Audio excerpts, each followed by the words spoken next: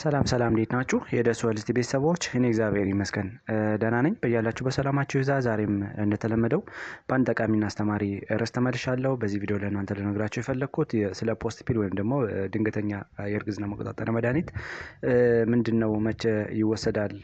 ፖስት ፒል እንዴት ነው ሊሰራ የሚችለው? ፖስት ፒል አንዲት ሴት ተጠቅማ እርግዝና ሊፈጠርበት የሚችልበት ዘዴስ መቼ ሊሆን ይችላል የሚለውን በደንብ ለእናንተ ነግራችኋለሁ ማለት ነው። ከዛ በፊት ግን ለቻናሉ አዲስ ሆናችሁ ሳብስክራይብ ያደረጋችሁ ለመጀመር ሞክሩ። ሌሎች እንዲማሩበትም ከወደዳችሁ ላይክ እና ሼር አድርጉ። ነባር ቤተሰቦችም የዩቲዩብ አልጎሪዝም ለብዙዎች እንዲያደርስና ብዙዎች እንዲማማሩበት ስለሚያደርግ ላይክ እና ሼር ማድረጋችሁን አትርሱ። አብራችሁን ቆዩ። ወደ ዋናው ሀሳቤ ስገባ እንደሚታወቀው ይሄ ኢመርጀንሲ ፒል ወይም ደግሞ ፖስት ፒል እያልን የምንጠራው ብዙ ጊዜ የሚወሰደው ጥንቃቄ የጎደለው ግብረ ስጋ ግንኙነት በምታደርግበት ጊዜ ነው ማለት ነው። አንዲት ሴት ሊወሰድ የሚችለው ማለት ነው። ስለዚህ ጥንቃቄ የጎደለው ግብረ ስጋ ግንኙነት ማለት መቼ ነው የሚለውን ስናይ አንደኛ የወሰደችው የወሊድ መከላከያ ችግር ካለበት ለምሳሌ እንክብል ሊሆን ይችላል። አንዳንድ ነገሮች ከኖርማል ዲቤት ሊያደርግ ይችላል። እንዲሁም ደግሞ የሆነ ችግር ካለበት በዛ ምክንያት ልትወስድ ትችላለች ማለት ነው። ሁለተኛው የሆነ የተጠቀመችበት ፕሮቴክቲቭ ባሪየር ለምሳሌ እንደ ኮንዶም አይነት ነገሮች ኮንዶም ከፈነዳ በተለይ ደግሞ ኮንዶም ከተሰነጠቀና አንዳንድ ችግር ካለበት ይህንም እንደ ባካፕ ልትወስድ ትችላለች ማለት ነው። ሶስተኛው የምትወስደው የወሊድ መቆጣጠሪያ እንክብል ከሁለት ቀን በላይ ከተቋረጠ ለምሳሌ ፕሮጀስትሮን ኦንሊ ፒል ሊሆን ይችላል። እንደገና ደግሞ ኦራል ኮምባይን ኮንትራሴፕቲቭ ሜትድ ሊሆን ይችላል። እነሱ ከሁለት ቀን በላይ ካቋረጠች የወሊድ ይሄ ኢመርጀንሲ ፒል ልትወስድ ትችላለች ማለት ነው። ሶስተኛው የወሲብ ግንኙነቱ በእሷ ፈቃድ ላይ ያልተመሰረተ ከሆነና መደፈር ከደረሰባት ይሄም አንዱ ሊሆን ይችላል ማለት ነው። ስለዚህ በእነዚህ መሰረት ኢመርጀንሲ ፒል ሊወሰድ ይችላል ማለት ነው። ነገር ግን ይሄ ፖስት ፒል ወይም ደግሞ ኢመርጀንሲ ፒል ብለን የምንጠራው ብዙ ጊዜ እርግዝናን ለመከላከል ነው የሚወሰደው እንጂ እርግዝናን ለማቋረጥ ወይም ደግሞ የአቦርሽን ብለን የምንጠራውን ለማድረግ ምንም አይነት ፋንክሽናል አይሆንም ማለት ነው። ስለዚህ እርግዝናን ለመከላከል ነው ትልቅ ዓላማ ያለው ማለት ነው የፖስት ፒል የምንጠራው እንጂ እርግዝናን ለማቋረጥ ወይም ደግሞ አንድ ሴት ጽንስን ለማጨናገፍ የምትጠቀምበት የመድኃኒት አይነት አይደለም። ሁለት አይነት ናቸው ማለት ነው። እንግዲህ እነዚህ ኢመርጀንሲ ፒል የምንጠራቸው አንደኛ በክኒን መልክ ሊሰጥ የሚችል አለ። ሁለተኛ ደግሞ በማህፀን የሚቀበር ወይም ደግሞ አይዩዲ ብለን የምንጠራው ኢንትራዩተራል ዲቫይስ ብለን የምንጠራው አለ። በክኒን መልክ የሚዋጠው ወይም ደግሞ በክኒን መልክ የሚሰጠው ብዙ ጊዜ እስከ 80% አካባቢ ዋስትና አለው ማለት ነው። በተለይ ደግሞ በአግባቡ ከተጠቀመችው አንድ ሴት እስከ 80% አካባቢ እርግዝናን የመከላከል አቅም አለው። ሌላው ደግሞ አሁን ያልነው በማህፀን የሚቀበረው ደግሞ የአይዩዲ ብለን የምንጠራው ብዙ ጊዜ እስከ 99% አካባቢ እርግዝናን የመከላከል አቅም አለው ማለት ነው። ስለዚህ ከሚዋጠው የተሻለ የሚቀበረው የተሻለ ነው ማለት ከሚዋጠው አንፃር ሲታይ ማለት ነው።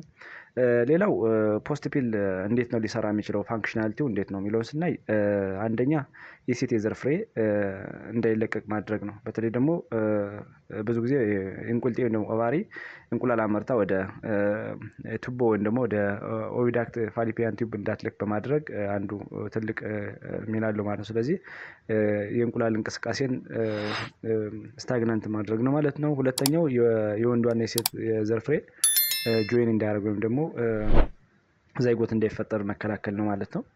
ሶስተኛው ከተቀላቀለ በኋላ አንዳንዴ ሊቀላቀል ይችላል። ከተቀላቀለ በኋላ ለጽንሱ እድገት ምቹ ሁኔታን ባለመፍጠር በተለይ ደግሞ የማህፀን ግድግዳ ላይ ፋቨሬብል የሆነ ኮንዲሽን እንዳይፈጠር በማድረግ ጽንሱ ኢምፕላንት እንዳያደርግ ይከላከላል ማለት ነው። አራተኛው የማህፀን በር ፈሳሽን ቲክ በማድረግ ወይም ደግሞ እንዲወፍር በማድረግ በተለይ ደግሞ ወደዛ አልፎ እንዳይሄድ ይከላከላል ማለት ነው። በአራት መንገድ ነው እንግዲህ ፋንክሽናሊቲው ማለት ነው።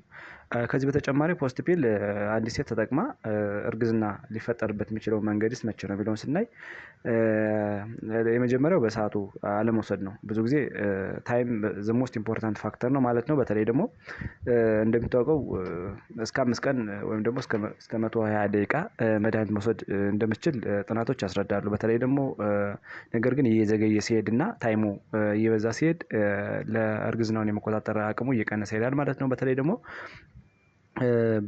ከ24 ሰዓት እስከ 48 ሰዓት እንደ አንድ ሴት የሆነ ግንኙነት ካደረገች በኋላ ይህን ነገር ብትወስደው ፋንክሽናሊቲው በጣም ሀይ ነው ማለት ነው። ነገር ግን ለምሳሌ 72 ስንደምረው 24 ሰዓት እያለ ወደ 90 ምናምን ሰዓት 120 ሰዓት እያለ ሲሄድ እርግዝና የመፈጠር ቻንሱ ሊኖር ይችላል ማለት ነው። ስለዚህ ሰአቱን በሄደ ቁጥር የእርግዝና የመፈጠሩ አቅም እየጨመረ ስለሚሄድ ቶሎ ዊዝን 72 ሰዓት ብትወስደው አንድ ሴት እርግዝናን ለመከላከል ትልቅ ሚና አለው ማለት ነው።